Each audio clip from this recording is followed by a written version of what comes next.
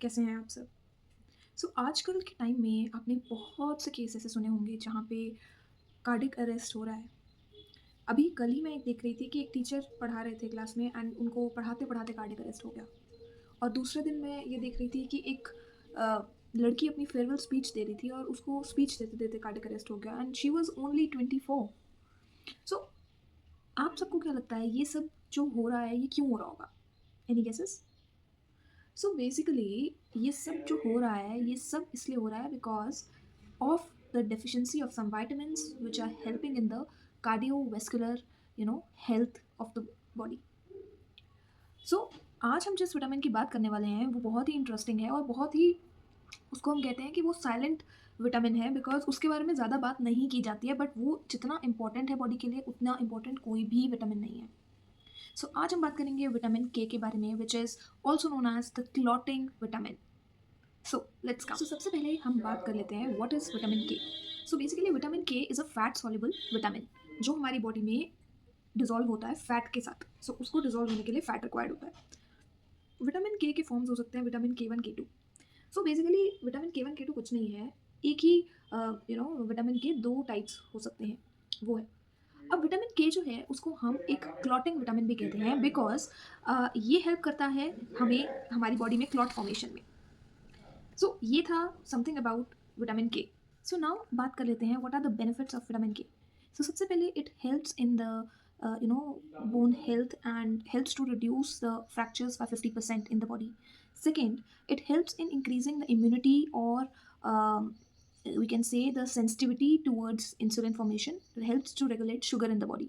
Also it helps in regulating the cardiovascular health of the body by preventing the calcium to be deposited in the arteries.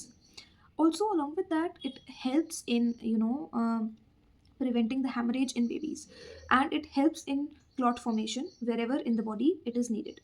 इसके बहुत से फ़ायदे हैं but हम इसको बहुत अंडर एस्टिमेट करते हैं बिकॉज हम इस पर ज़्यादा स्ट्रेस नहीं देते। और ये जो विटामिन के है ये आपकी बॉडी के लिए एक चमत्कार हो सकता है। Now coming to the science and the symptoms of deficiency of vitamin K. अगर हम बात करें क्या साइंस एंड सिम्टम्स हैं, सबसे पहले तो जिसको भी विटामिन के की डेफिशिएंसी होगी उसको नोज़ ब्लीडिंग हो जाएगी।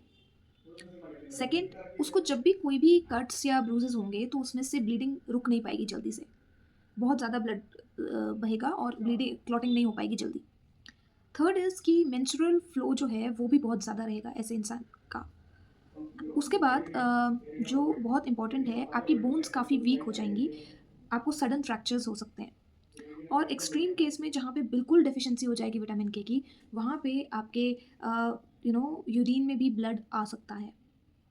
ऑल्सो अलॉन्ग विद दैट कि जब भी आपके साथ ऐसा कुछ हो अ, तो विटामिन के की डेफिशिएंसी का ऐसे भी पता लगता है कि आपकी जो इम्यूनिटी है वो बहुत कम हो जाएगी, आप जल्दी से हर एक इन्फेक्शन को कैप्चर कर लेंगे। अगर इनमें से कोई भी साइंस आपके में अभी प्रेजेंट हैं do check with your doctor and get it treated. Now we are discussing what are the foods which are rich in vitamin K. अगर हमें नेचुरल सोर्सेज से मिल जाता है विटामिन के, that is the best source. So natural sources में हमारे पास आता है स्पिनच, केल, एवोकाडो, कॉलीफ्लावर, फिर आपका लेटिस आ गया, उसके बाद एस्पैरगस आ गया, ग्रेप्स आ गए, प्रून्स आ गए। ये सब जो हैं ये सब आपका विटामिन के रिच सोर्सेज हैं। We should include these in our daily diet to get the sufficient supply of vitamin K. Now we'll be discussing the common myths about vitamin K. The first and the foremost myth is it only helps in clotting of the blood, which is totally wrong. Vitamin K helps in clotting of the blood as well as it helps in the bone formation, bone health maintenance. Along with that, it also maintains the cardiovascular health and the insulin sensitivity is also regulated by vitamin K. The second myth about vitamin K is that vitamin K is only deficient in rare cases, but this is totally wrong because vitamin K is rarely deficient in newborn babies. Along with that, people with some kind of deficiencies, vitamin K is very important for them. Along with that, it is quite majorly found, but it is not recognized because it is a silent vitamin.